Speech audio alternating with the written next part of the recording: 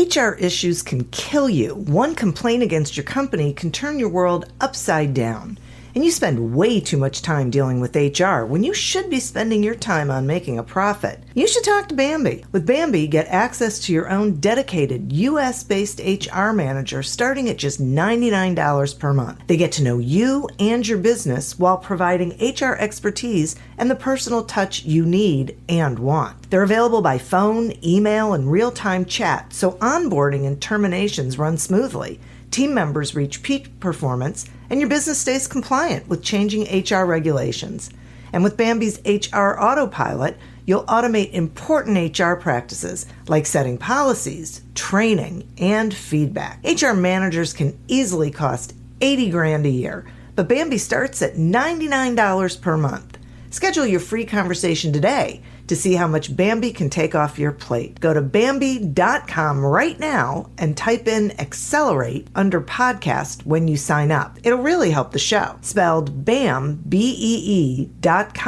Bambi.com. Type in Accelerate. Welcome to Accelerate Your Business Growth, where we're exploring all sorts of business topics. Experts from around the world join me, your host, Diane Helbig, for a conversation where they share their expertise with all of you. Take what you need when you need it. Featured on Inc.com, Forbes, and MSNBC's Your Business, this podcast is recognized as one of the best podcasts for small business, sales, leadership, social media, and more. When it comes to business, Accelerate Your Business Growth has got it covered. And now on with the show. My guest today is Ricky Howard. Ricky is a leading authority on U.S. federal government contracts. As a career military acquisitions officer, he oversaw $82 billion in DoD contracts and has advised and trained over 400 companies as a consultant. Ricky is the CEO of DoD Contract, which guides, trains, and mentors small business owners and sales executives through the government sales process. Thanks so much for joining me today, Ricky. Thanks for having me on today. I'm thrilled to have you on. I have to tell you that I keep getting an email that my SAM registration thing is going to expire. And I just think to myself, this has got to be one of the most confusing things I've ever even tried to embark on. And I didn't try, very hard, but looking forward to learning from you. Great. Yeah. No, and there's also, once you register in SAM, you got to watch out for, there's some businesses that will try to look like the government, and, they'll see that you're coming up on an expiration, and they'll try to get some work out of you and hire them to renew your entity. So I've noticed that. Yep. Yes. I get emails from clients all the time. I know we're going off on a tangent right away, but all the time, hey, this is it. They're panicking like, hey, I'm going to get cut off. And like, hey, is it a .gov or is it a .com that you're getting an email? I'm like, oh, it's a .com or a .net. I'm like, it's not the government. It's, just ignore it. So that's the great first thing that we are learning is if it isn't .gov, it's someone trying to sell you something. That's right. Exactly. So, you could ignore it if it doesn't come from sam.gov or one of the other government institutions. But so that's a good way to start. Yeah. Thank you so much for that. So then let's sort of switch or segue to what I would like is for you to explain to the listeners what the benefits are of selling to the government, as a small business. Most of the listeners are small business owners. Sure. And the impact it can have on their growth. Yeah, so that is a great way to start. It's, a subject that I love, and we focus on small business sales and helping small businesses sell to the government in our DoD Contract Academy. And essentially, the way you want to think about it is, first and foremost, the government buys just about everything you could think of. So just kind of setting the tone. So the government doesn't just buy weapons and things like that from the big defense contractors. They buy everything from accounting services and cybersecurity services, social media management, to landscaping, construction, teaching, everything that you could think of. Hmm. They're a large purchaser. They are required to buy from small businesses, and very few small businesses are trying to sell to the government. So less than half of 1% of small businesses actually sell to the US government, despite the growing spend each year. And it's roughly 23% of federal spending goes to small businesses, and actually exceeds the parameters that are set each year. And what the benefit of for a small business of selling to the government is, one, is introducing a new revenue stream, right? So we're used to B2B, we're used to B2C. Most companies, as I've talked about, they're not used to B2G or business to government sales. So they probably don't have that revenue coming in. So one is, it's a way of introducing a new revenue line for your business and growing.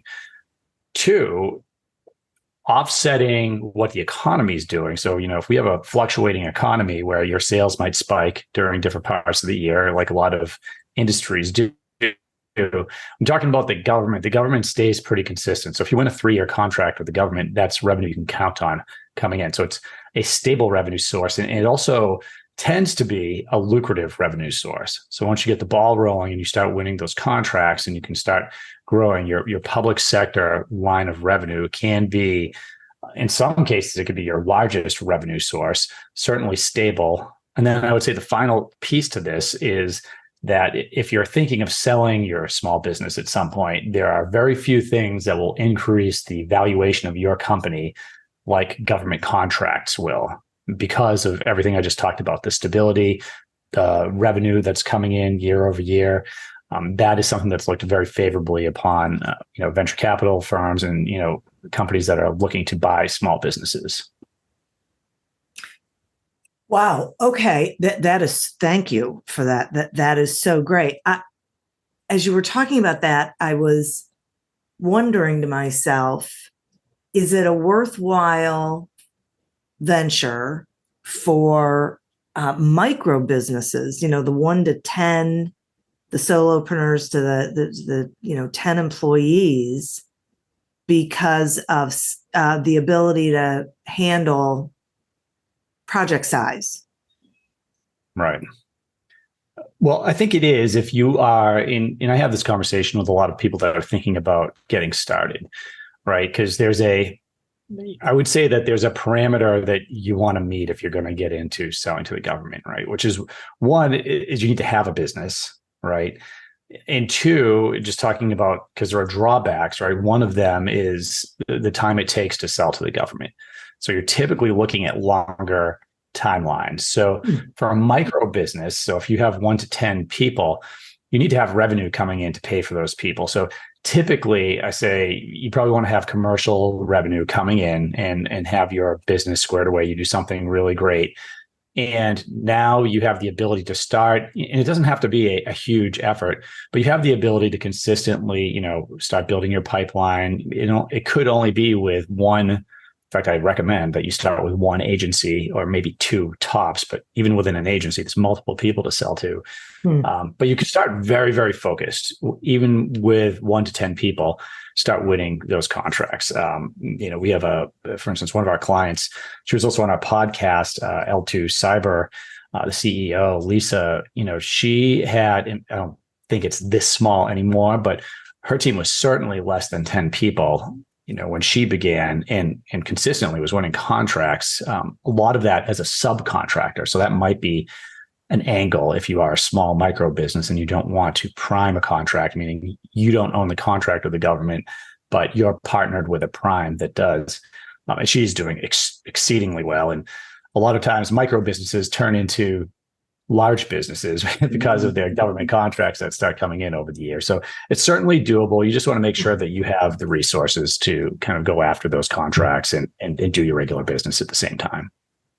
Okay. I love this idea of the, being a sub. So which leads me to a question of, how do small businesses find those opportunities to sell to the government? Sure. So, and actually, even before that, what I would encourage, anyone listening that's thinking about selling to the government, I really I wasn't exaggerating or kidding when I said the government buys just about everything that you could think of. And so what I tell people first is, before you look at registering to the government or even looking for opportunities that are available now, you can go see if the government buys what you sell with startling clarity. And one of the large benefits of public sector sales is that the government has to report everything that they buy. So every single contract, not only does it get announced, but there are certain criteria in that contract that are going to get published. And I want to say it's over 300 different criteria. So who they're selling to, what it was for, how much money was spent, what kind of contract it is. I mean, that list can go on. So the first place I direct your listeners is go to usaspending.gov. It's a government website. It's free. And there you can check out exactly what the government's spending. So if you are a landscaping company, you could go in there and you could look at landscaping. You'll have to learn how to use the parameters a little bit, but you could search federal spending from fiscal year 20 to current. And by the way, the government works on a fiscal year for your listeners, and that's October 1st to end of September, as far as they're concerned. And but you can look at the spending over the past couple of years, and you could either type in a keyword like landscaping, or you could search for something. There's a section in there where you can look up codes. The North American Industry Classification Codes is how the government kind of buckets different industries. So you could probably find one for landscaping or accounting services, something, whatever it is that you do. And then that will show you the spending year over year. And you'd probably be surprised. It's probably in the billions of dollars that they're spending on things like that. It typically is, if we look at it over the past couple of years. But so that's the first. Oh, by the way, you can also, further segment it. How much of that was awarded to small businesses? How big were the contracts? You can click on the companies and see how much those companies make year over year with the government. So you can do a lot of research for free and basically verify that the government buys what you sell and kind of get an idea of what you could make as a small business selling to the government in order to, because if the government doesn't buy what you sell, there are certainly areas where I would say the spending is smaller. You may not want to waste your time. Right. Typically that's not the case, but like if you're a documentary film company, you're not going to win a $20 million contract with the government most likely, but $50,000, $100,000, $200,000 contracts are out there to a limited extent. But you want to know that before you put the effort into looking for opportunities and whatnot. Wow, that's awesome. Thank you. That is, and I think that clears it up for so many people, because a lot of, especially service providers, I think, wonder whether there's even an opportunity. So that is, some great information. And share with us. I didn't answer the last part of your question, which was you can go to sam.gov is basically the repository for all of the opportunities. There are some exceptions to that, but so after you verify that the government buys what you sell, you can head over to sam.gov and you can look for opportunities. That's where you register your company to sell to the government. So there's a lot of good information on that website. Great, thank you. Okay. And now let's talk about some misconceptions common misconceptions that small business owners have about government procurement. Sure. And how we can overcome them. So. Yeah. Shoot. I mean, I could give you a list of common misconceptions. I mean, there are plenty of them. One we've already addressed, which is that the government only buys weapons, or the government only buys from large companies. It's patently false. And like I mentioned, there's a requirement. So the SBA sets a goal for each of the agencies. And if you average it out, it's 23% of how much of their federal spending, how much of their budget is going to go to contracts with small businesses versus large. So that's the first thing. The government does buy from small businesses. They buy just about everything you could think of, and they're required to buy. So I would say that's misconception number one. Okay. Number two is probably that there's something nefarious with government contracts, meaning, that you have to know somebody, or they're rigged, or it's just, politicians and generals handing contracts to their buddies, because that's what we hear about in the news sometimes. And they're great for headlines, but I mean, it's just like any other industry, right? Whether we're talking about the government, or, you pick at the music industry, or, a law firm, there's always going to be, a scandal or some nefarious actor in any industry. But for the most part, the government is not involved in things like that. The government, in fact, it's so regulated that it does a really good job of preventing any nefarious activity, any, just handing somebody a contract because they're your buddy. There are a lot of rules against that. And of course, as a procurement officer, I had to abide by those rules. So you have to be really careful. But so that'd be the other thing. Government contracts are not rigged, but there is a process for selling to the government that is quite different than selling commercially or selling B2B. And you need to understand that process if you really want to be effective selling to federal agencies. All right. So let's talk about that process. I mean, you don't have to go into huge detail because I have a feeling it's somewhat complicated, but overview, what is someone getting themselves into? Sure. So we talked a little bit about the timelines, right? So the government, I think just some big things to think about are, first, the government has to be very careful that there's no appearance of showing preference or illegal preference for companies that are trying to sell to them. So when you see, if you go to sam.gov, and this is actually one of the biggest mistakes companies make also, so this is probably a good example. When you go to sam.gov and you're looking for opportunities, you'll see something called a solicitation, or that will fall under solicitation. And typically that solicitation is going to be a request for proposal or a request for quote. And what some companies do, probably the majority of them, if they're not familiar with federal contracting, they'll go in and they'll say, well, my small advertising firm or marketing firm, does this, and I'm seeing a request for a proposal that looks exactly like it's perfect for us. And then they put a proposal together, and it takes time because, those proposals take some time to write. They send it in and they lose. And maybe they do that 5, 6, 7, or 8 times. And they notice that not only are they winning, but now they've been reading some of these, it looks like their competitor is winning. And it looks like these were written. Maybe it's the same company that's winning some of those. Starts looking like it was written for them. So then they come to the conclusion, what we were talking about before, which is, hey, this is rigged, right? Right. Well, this highlights one of the big differences between, or at least one of the things you have to consider when selling to the government process-wise.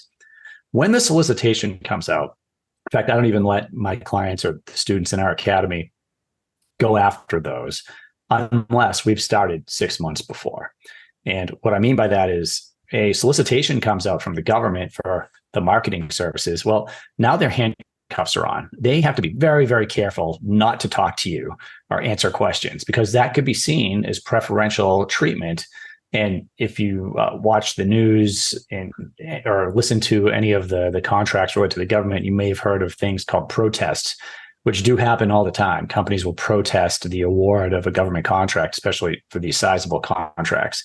So the government is very careful not to show preferential treatment. And this is all regulated by something called the Federal Acquisition Regulations.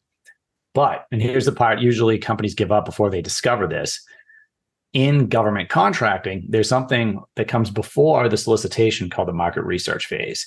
And this is a legal phase where you can talk to the government, you can talk to the office that buys what you sell. You can legally influence the process. So if you did have a marketing firm, or you had if you sold flowers and you're trying to, maybe there was some contract to purchase, something along those lines, you could get to them beforehand. And often the government will put out a request for information or sources sought saying, hey, I need to buy, X number of goods, or I'm looking for administrative services for 3 years. I need 5 people. Well, now companies, and most of them don't respond to this, but now you can respond to that, and you could set up a meeting with the office if they're open to it. There's certain things you can put in there, like, hey, we have these certifications. We're a woman-owned small business, which is a set aside. We may talk about that. You could get the government to set aside a contract for your type of business. It could be a small business, it could be a woman-owned small business, a service-disabled, veteran-owned small business. And when you're doing those things, you're eliminating competition. You're building a relationship with the government, who's the person who's actually going to be buying from you, and you're much more likely to win. So again, just to go back over that, the process, find the opportunity before the solicitation comes out, and influence that process. And this is probably more similar to the traditional sales process. You want to develop a relationship and then put in your proposal. And so that's a quick overview of what I would say a winning strategy looks like. That's terrific. And you said something in there that leads me to another question, which is, do you have to be a certified woman-owned or vet-owned or disadvantaged or what, fill in the blank in order to meet that criteria? So you don't need any certification to Okay. sell to the government outside of your company's registered in SAM.gov. But part of the process is trying to gain the competitive advantage, right? So if you meet the criteria for woman-owned small business and you go and you get that certification, if you go to SAM.gov, you can search for solicitations that are already set aside for woman-owned small businesses. And so basically what the certification allows you to do is it allows you to qualify to go after those type of contracts. Now, you don't need the certification. In fact, you can, if you really want to geek out on all the contracting data, you can see which agencies and which offices prefer different set-asides. Like the VA, for instance, if you were a service-disabled veteran-owned small business and you got that certification, you would see that the VA awards way over 23% of their contracts to that particular set-aside. So that's a great agency to start with if you have a set-aside like that. You can certainly try to convince the government to set a particular opportunity aside, and that helps you in the competition. But it's not necessary, right? So if you don't have that, it doesn't mean you can't sell to the government. It just means that if you are doing what we're advising and you're finding opportunities and influencing, I recommend you don't set this aside for a woman-owned small business or SDV OSB, because you're going to limit competition. You're not going to get companies that have the best technology. I mean, you're going to, that this part of it's kind of an art form and you can be creative, but you're just taking the opposite approach essentially. Wow, that's interesting. And it clears something up for me. So thank you. So, what was I just going to ask you? Oh, about standing out. So, I do this whole thing and I find out, what's out there and I have those meetings. And then one of the things that I've noticed is that, and so I'm curious if this is really true. I've noticed it on the local level, that once that request for proposal or request for quote comes out, that solicitation, you have to respond to it exactly as it's written. Is that true? Yes. So that is 1,000,000% true. So it's almost the exact opposite of responding to a sources sought or request for information in that market research phase. So I put them in two very distinct buckets. The RFI sources sought is something you can be very creative with. You can answer as much or as little of it. I've even answered them late. I don't recommend it, but you can. There's no official thing going on there. But the solicitation, the RFP, the RFQ, I mean, some of those are extremely detailed. And especially when we're looking at a lot of competition, I'll give you an example. So you might see an RFP that tells you they want it in Times New Roman, 12-point font, and it has to be 20 pages. If you submit a 25-page proposal, first, you can immediately expect them not to read the last 5 pages. The last 5 pages go in the trash if they don't disqualify you altogether for not following the rules. Because what happens with these is a lot of times you have a team that's going to score, these contracts or these proposals, and there's going to be a list of criteria that they're scoring on. And that list of criteria is in large part given to you when that RFP comes out. So there's what we say is that we're building a compliance matrix for, people that write proposals all the time, which is basically a spreadsheet where they're taking like all the things like, hey, we want a cost section and a technical section. And each section, we want you to address these things. And by the way, here's the font in some cases or the page count. So this is not a place to get creative.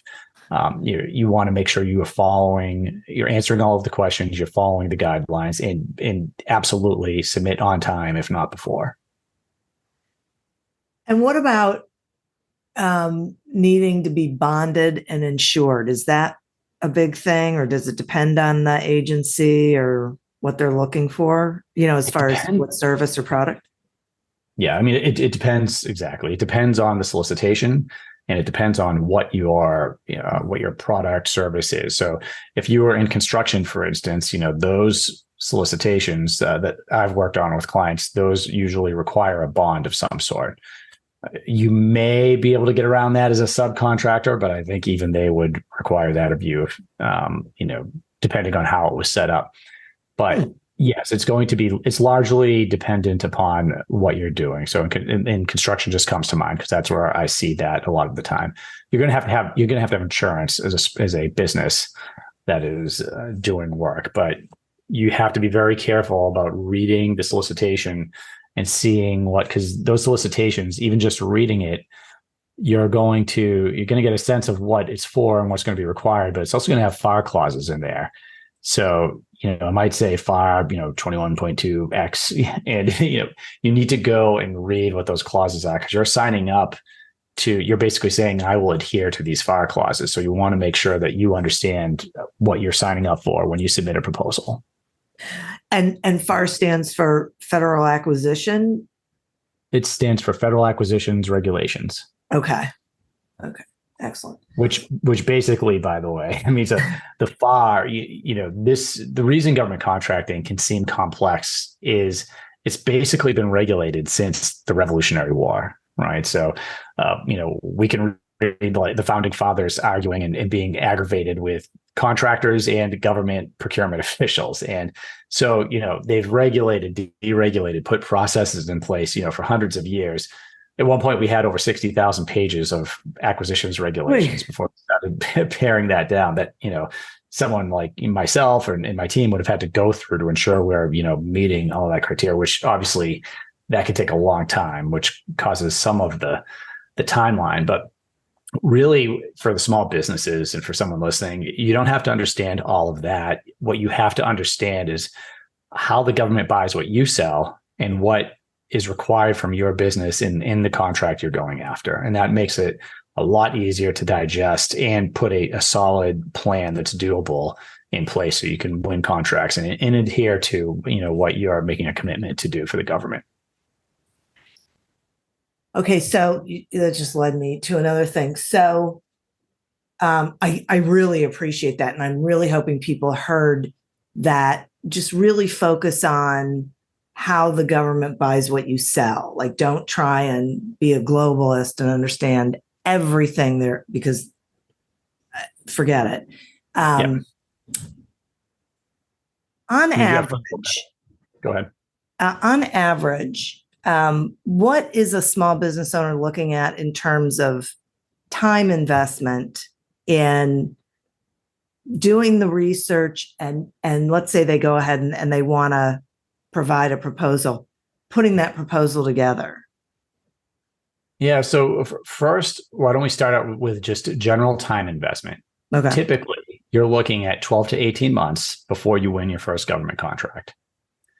That doesn't mean, hey, I'm working 40 hours a week, on trying to win proposals and then I'll finally get one. But typically, and let's just walk through an example of what a process might look like. Do the small business owners that listen to your show, are they in one particular area or another, or? No, they're pretty varied. Okay. So you can pick a vertical. All right. Well, I mean, we'll stick to, let's say it's accounting and a small accounting firm, or maybe they provide bookkeeping services, right? And I like that one because we recently did a project there. Great.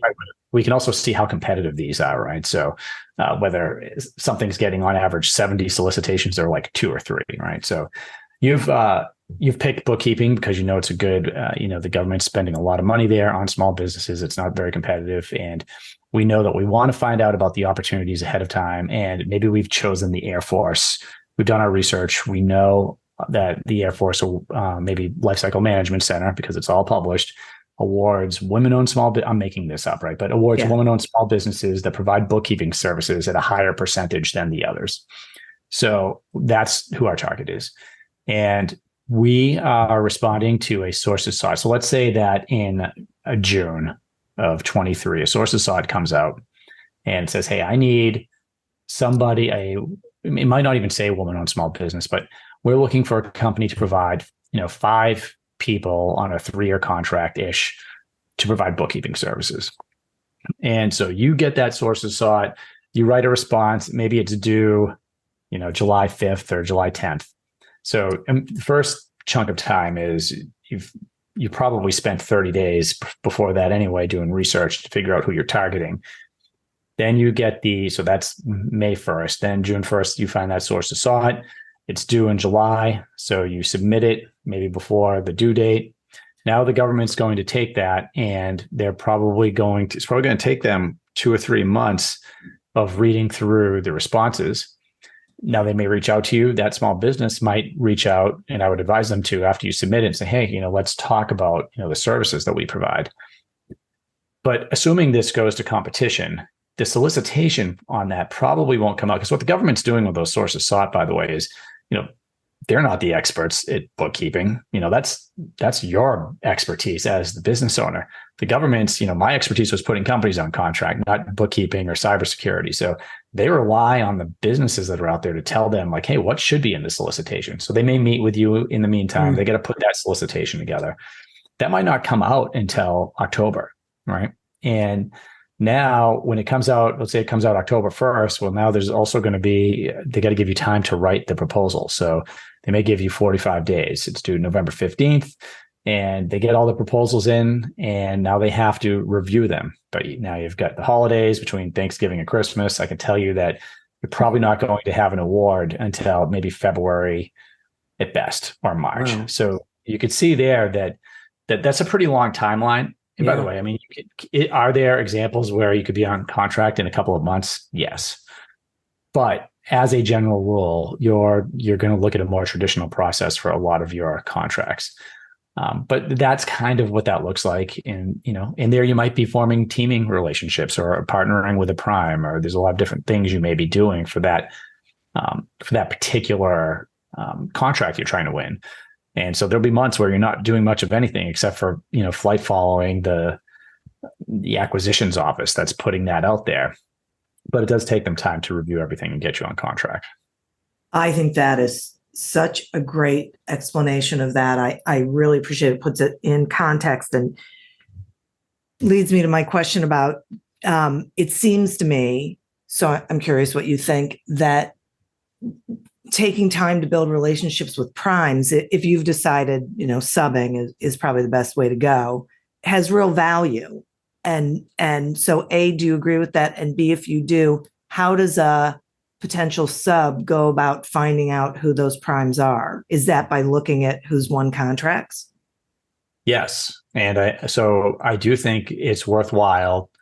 And there's a specific way, I would say, to do it and a specific way not to do it. Let's start off with what not to do, because there are a lot of small businesses that do this. They come to the conclusion after looking into the process that, well, hey, I'm going to only be a sub.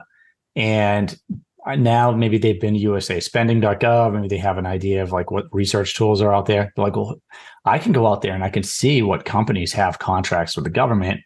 And then they make a list and they start emailing these companies and really ruining their reputation. So companies aren't going to respond to that. So, emailing a company that's already on contract, begging for work, or, hey, I see that you have an accounting contract. I do bookkeeping services.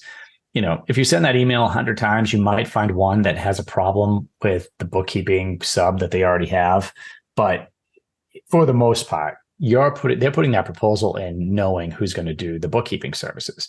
So if they're on contract to do that, they're either doing it themselves or they already have a sub. What you want to do, and this is very effective, is you start with the opportunity. So start by finding that bookkeeping or accounting sources sought that we were talking about. And maybe you even respond to it, right? But you can look at, because here's what happens is typically the government likes to buy solutions to problems. And a lot of small businesses might do part of that, offer part of the solution and not the whole thing. So what you could look for is, okay, well, the government, it looks like they're looking for someone who provides bookkeeping and tax preparation services, and you just want to focus on bookkeeping.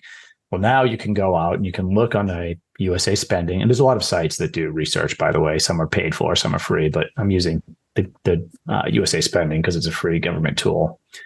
You can go on there and you can see, hey, what companies are providing tax preparation services to, if it's still the Air Force Lifecycle Management Center. So what I would be doing is I would recommend identifying companies that are selling to the agency that you have found the opportunity for, that are on contract, that have past performance. Maybe avoiding the huge companies is what I tend to do, right? I like to stick to companies that are kind of in the middle, that aren't going to have huge teams, but have done, at least, somewhere like 5 to 10, $20 million in federal contracting. So they have good past performance. They've sold to the agency you're trying to sell to, but they're not so big that they don't need you. And when you reach out to a company like that and say, so it's not hat in hand. Now you're reaching out saying, hey, you know what?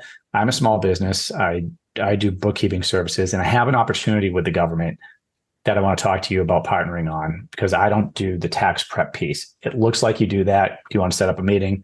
If you send that email, 4 times out of 5, you're going to, get a response and set up that meeting and see if they're a good fit for you guys. So again, best thing to do, find the opportunity, then set up the teaming arrangement with the company you want to partner with. Oh, that's fabulous. Thank you. Wow. This has been so incredibly valuable. I have been taking pages of notes. I so appreciate this, and I know the listeners do too. Will you please tell them what you do to help small businesses work on getting those government contracts and how people can find you? Sure. No, thanks for asking. So I have a website called decodedcontract.com. And so there's really 2 ways that we offer services with clients. One is, I would say, the initial. If you're learning about it, if you have not started selling to the government, you haven't done it before, and you just want to learn about it, get going, learn how to do the research, certifications, put your roadmap together, all of that, DoDcontract.com is probably for you. It's a low price level of entry. It's a monthly membership. You can come in. We have on-demand training, and we also have weekly coaching, and you're going to get me, or you're going to get another government or former government acquisitions officer, contracting officer, that type of person. You're also going to have a bunch of small businesses that are selling or trying to sell to the government to talk to. So that's the first tier. The second tier is where we do more of your traditional high-end consulting. So you're a business, maybe you're a large business or a small business that's, you have consistent revenue and you're ready to invest in somebody to either help put your strategy together, work, a monthly with your team, train them, or, help them identify opportunities and kind of work those in your pipeline. That's the second part of what we do. So, but either way, whatever you're interested in, you can go to DoDcontract.com and you can reach us there. And by the way, the only other thing I would add to that is, for free, you could listen to our podcast, and that's the DoD Contract Academy podcast, and that's on all of the podcast platforms. Oh, that's great. Okay. I'll make sure all that is in the show notes. Oh, well, once again, Ricky, thank you so much for this. I really appreciate you breaking it down and sharing all that information. It's going to help so many people cut through the noise and not do the things that they're not supposed to do. So thank you for that. And listeners, thank you. You are who we're doing this for. Thank you for tuning in to this episode of Accelerate Your Business Growth, a production of Evergreen Podcasts. Discover more episodes of this podcast and explore others at evergreenpodcast.com. As always, continue to prosper and be curious. And if you're looking to get your sales strategy headed in the right direction, pick up a copy of Succeed Without Selling on Amazon or wherever books are sold.